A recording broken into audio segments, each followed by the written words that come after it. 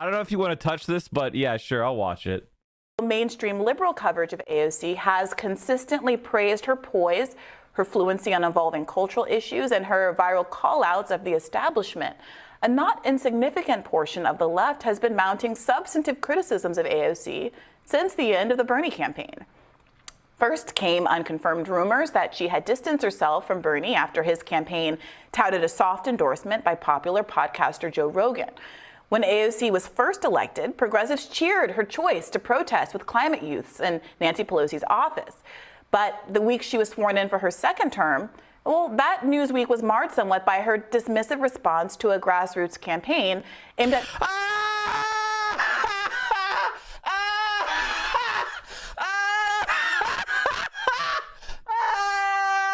You loser! You gotta be kidding me! If you like Bernie Sanders, you have to like AOC. They have the same politics. They're shoulder to shoulder on everything. In fact, she might even be better than him on a couple things. But if you don't like AOC, you are a fucking misogynist, period. Or you are a grifter piece of shit. Incredible. Pushing progressive House members to not vote for Nancy Pelosi to be Speaker of the House, at least not without getting something in return. They did get things in return. This is just a lie. They got stuff in return that was concrete. It had to do with leadership positions. It had to do with votes. There was more legitimate shit. It wasn't have a worthless floor vote on Medicare for all that loses terribly. And then what? And then what, Briahna? Then what? You're not doing anything. There's been 8,000 things the centrists have voted against, including $15 minimum wage, which has even higher support among voters. Now what? You're still shitting on AOC. You're not shitting on those people. They're wandering around getting reelected without even a primary challenge. Where are you? What are you doing, man? She's on AOC's ass for one reason and one reason only. AOC has social media following. She has a podcast. She's trying to hook into her social media following and get content and clout. That's it.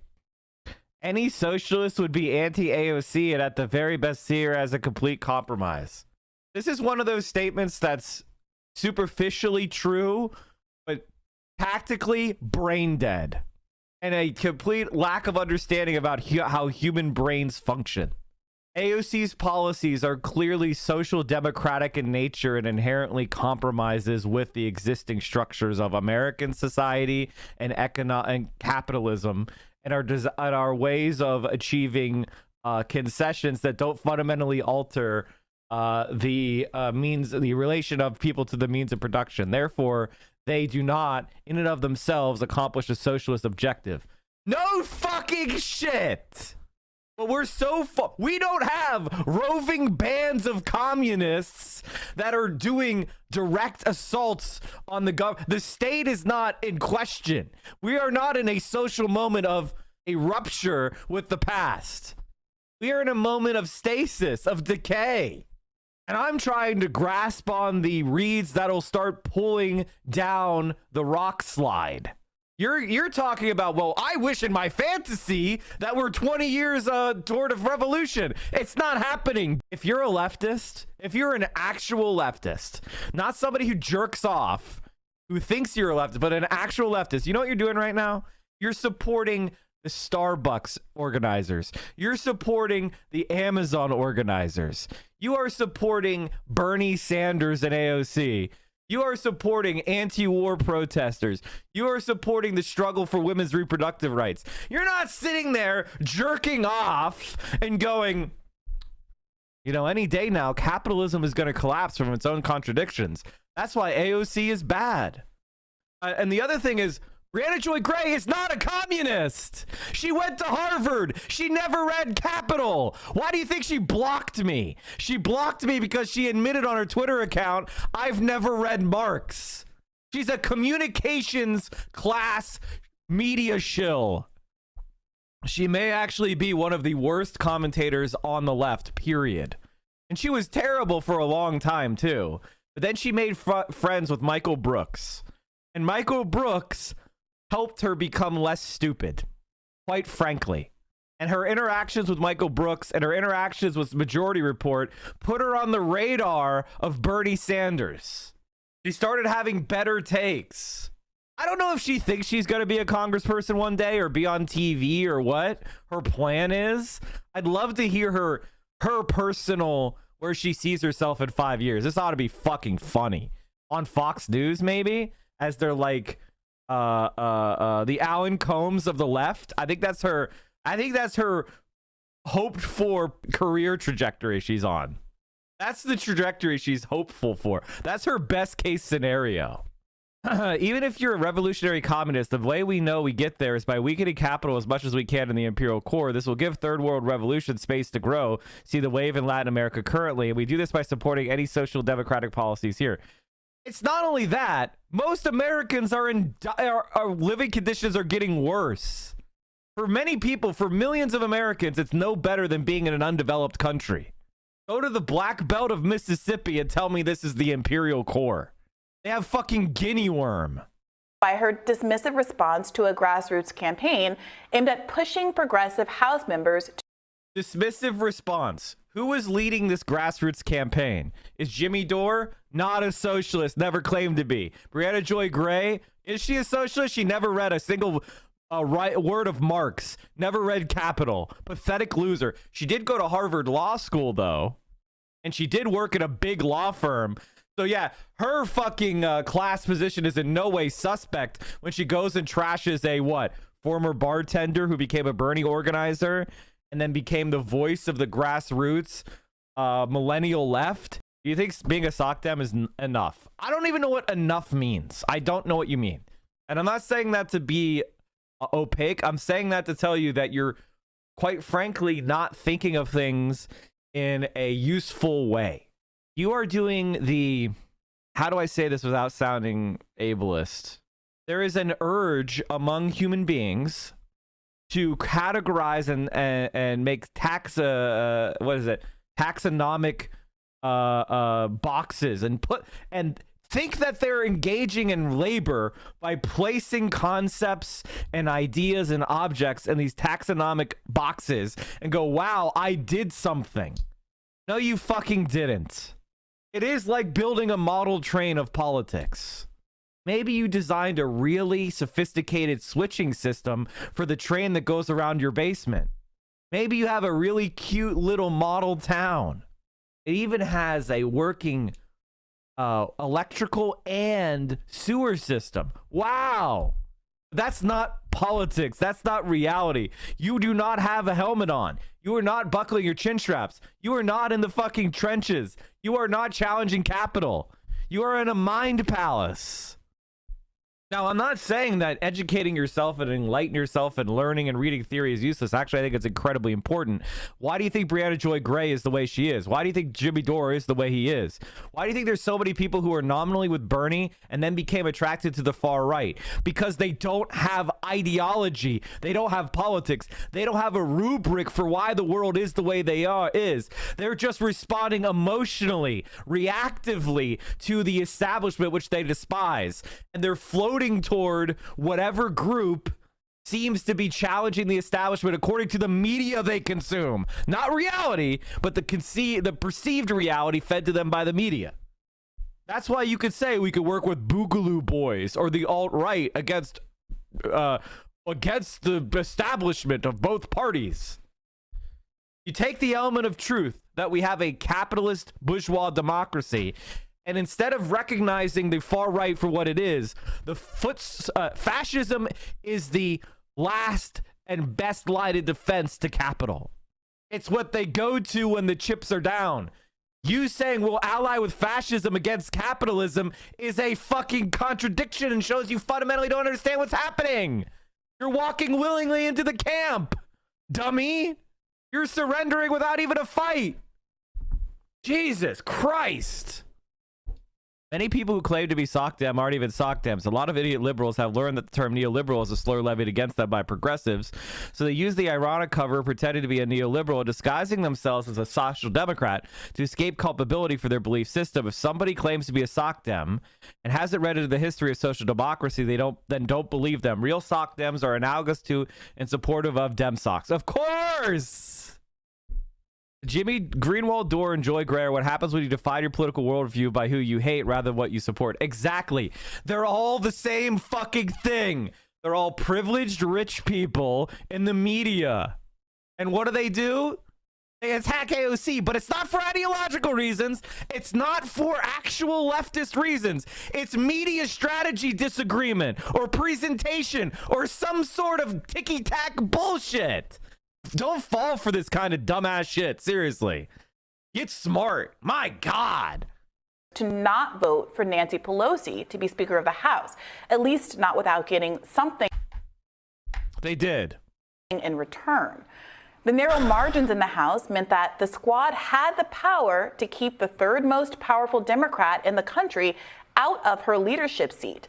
And many progressives, including myself, Crystal Ball, Cornel West, Jimmy Dore, Chris Hedges, and Katie Halper among them, saw this as one of the last. Literally, with all due respect, I don't think that Cornel West would be attacking AOC. He just saw a group of people that wanted to vote on Medicare for all and supported it. He didn't go, oh, and now I'm going to attack AOC for 2 goddamn years. That was not his plan. His plan was, oh, I see a movement of people that are on the left trying to get Medicare for all. I support that. You're like, give me a fucking break.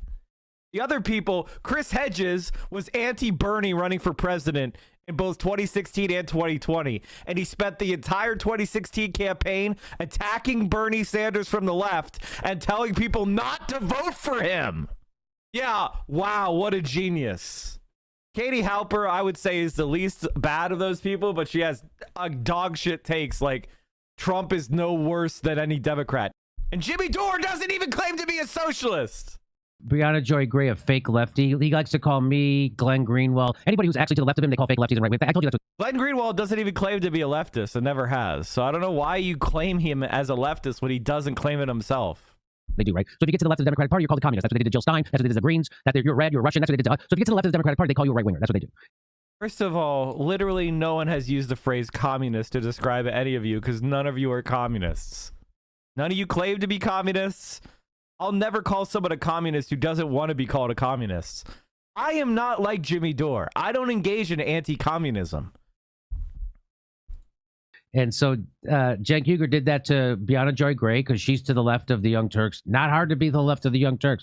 The Young Turks are a bunch of union busters. They're pro-war, pro-military industrial complex. They're for Ukraine bombing. They're for Syria bombing. They're for Libya bombing. There hasn't been a bombing that they haven't been for. And then they smear Julian Assange and anti-war journalists saying that they're Putin puppets and that they get money from Assad. So that's who they are. It's not hard to get to the left of the Young Turks and Cenk Uygur.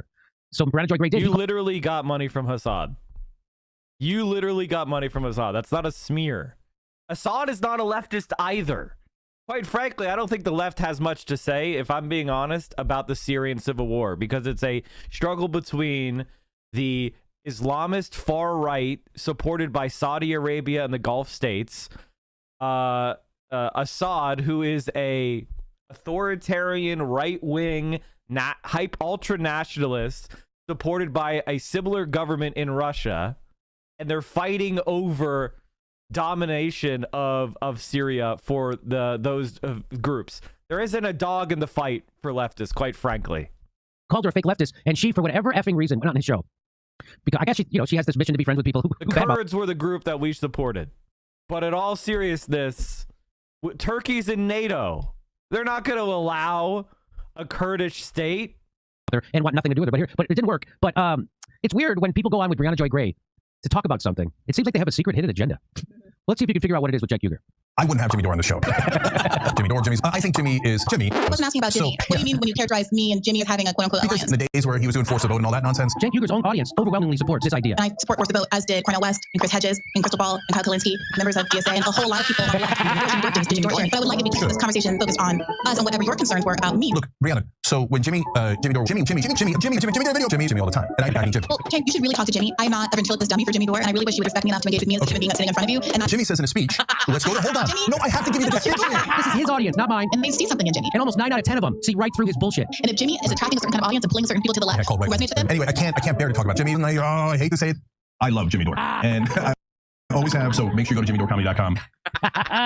Oh, That was by Orf. again, nice work, Orf. Nice, great work by Orf, Matt Orfala, and Briahna Joy Gray did a great. I mean, this is just brain dead shit. Like, legitimately stupid. There's really nothing to say. Chris Hedges, again, was anti-Bernie. Here, let me show you. Chris Hedges was anti-Bernie in 2016. Let me see if we can find something. I'll just show it to you. Bernie Sanders' socialist revolution is a sham, says author Chris Hedges. Well, oh my goodness gracious. Chris Hedges, you had Chris Hedges on your well, I'll be damned. Democracy Now! Is good, and I think that, Chris Hedges did good shit in the past. I'm not trying to smash Chris Hedges and say he's never done anything good, but when the chips were down, when Bernie Sanders was struggling against Hillary Clinton, and it was possible that Bernie Sanders could beat her, Chris Hedges was out there trying to drag down Bernie, which was in the effect of helping Hillary Clinton. You say you're anti-war, but the guy who voted against the Iraq war, you're going to try to beat. You're going to try to throw into the dirt. What is the point of this? Well, I was forced to vote bad at the time because it was not an idea that was based on any kind of strategy that would result in any kind of outcome that would result in any change. And in fact, would have probably been damaging to the squad and their ability to extract concessions, which they did later. I'll explain to you why. Because even if you got forced to, first of all, there's a question about whether or not that would have even worked, which is you get the squad together, they all vote against Nancy Pelosi. All they need to do is find a Republican or two to vote for her. They're not going to allow a Republican to become speaker. They find a couple moderate Republicans to vote for Nancy Pelosi as speaker, or some other more conservative Dem as a compromise candidate. The odds, you just need a majority of the House. You don't need the majority of the caucus. So they throw down Nancy Pelosi. The far more likely outcome is they get someone to her right. So there is no strategy where this results in a better candidate, and they acknowledge that. Okay, so let's say Nancy Pelosi decides, okay, I'll give you a vote on Medicare for All. Medicare for All goes down 350 votes against. Then what? Every Republican votes against it, and half the Democrats vote against it. Then what? You have national media going, Congress rejects Medicare for All. It's pie in the sky. It won't happen. It goes down in popularity among Democratic-based voters, the only group of people that supported above 70%. You make Medicare for All less likely. The president comes out and says he thinks it's a bad idea. We can't afford it. What is the fucking idea what do you think's happening now? And then what? You've done nothing to advance the policy. You wasted a bunch of time. You get media cycle out of media cycle, trashing the squad as the problem for getting things done. That socialists and leftists make politics impossible in DC. They get blamed for the Republican obstructionism. Did you just die? Is your brain dead? They tried to force the vote with the Women's Protection Act after Roe, and it failed, and there was no revolution. What is the plan here? And they're trying to grift people who watch this kind of stuff for entertainment purposes. That's it. She's a scumbag. She doesn't believe in anything she's saying. She's a liar. Before Biden's brand of neoliberal do-nothingness set in, she and other squad members declined to participate, insisting that political capital would be better spent over the fight for 15. And we all know how the fight for 15 went. So in other words, what? Did you not support the fight for 15? Where were you? Oh, I disagree that fight for 15 is more likely than Medicare for All. Therefore, what? Did you stand aside in Medicare fight for 15?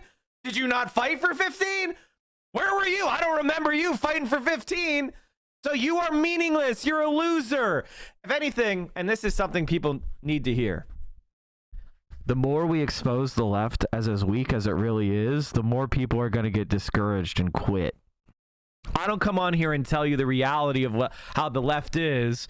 in the most stark and depressing terms because I want you to fight. I don't want you to give up.